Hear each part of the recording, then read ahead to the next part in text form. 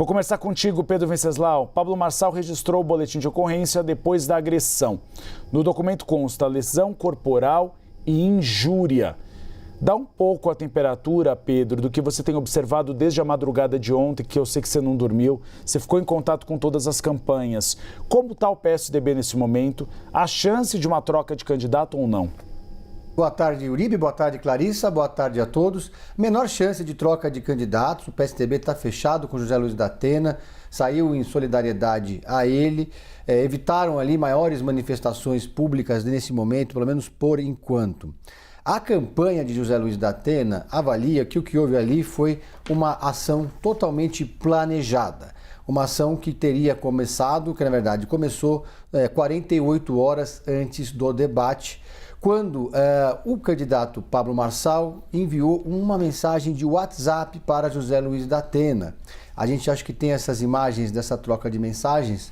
Se tiver, a gente pode colocar aí no ar. Olha, escreveu o seguinte, Pablo Marçal: da Atena, me perdoe pelas palavras pesadas contra você.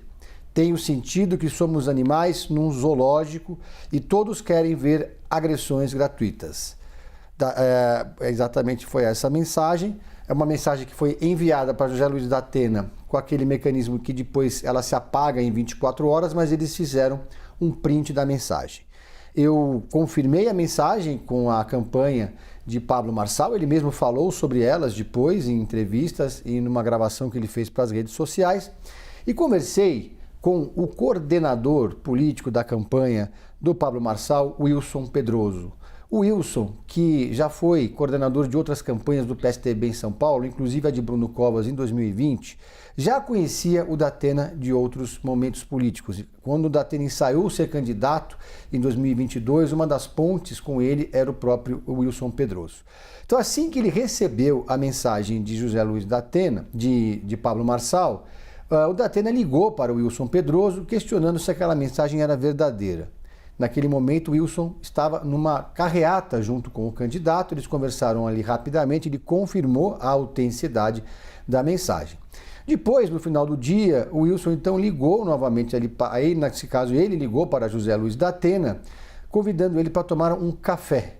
O da Atena teria respondido que não era um bom momento para eles se encontrarem antes do debate, isso poderia passar uma imagem equivocada, que eles poderiam até eventualmente conversar depois do debate da TV Cultura.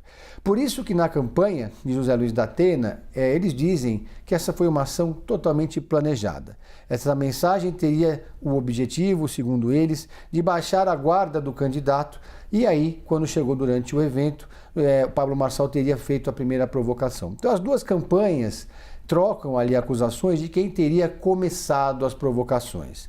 Para a campanha de Pablo Marçal, segundo me disse Wilson Pedroso, a primeira provocação foi do da Atena, quando ele não quis fazer uma pergunta para o candidato do PRTB.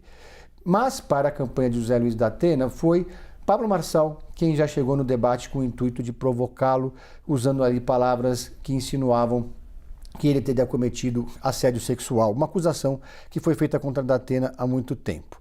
Ele usou ali algumas palavras para, segundo a campanha de da Atena, tirá-lo do sério. Da Atena depois pediu desculpas por ter cometido essa violência, e o Pablo Marçal, então, chegou a ensaiar continuar no debate, mas acabou indo embora de ambulância. Como disse, bem lembrado ali, bem observado o Gustavo Uribe, não dá para saber ainda de onde surgiu essa ambulância. Se era uma ambulância do próprio Sírio-Libanês ou foi uma ambulância alugada pelo candidato do PRTB. O fato é que eles gravaram a campanha do Marçal, um vídeo dentro da ambulância que mais parece um episódio da série CSI.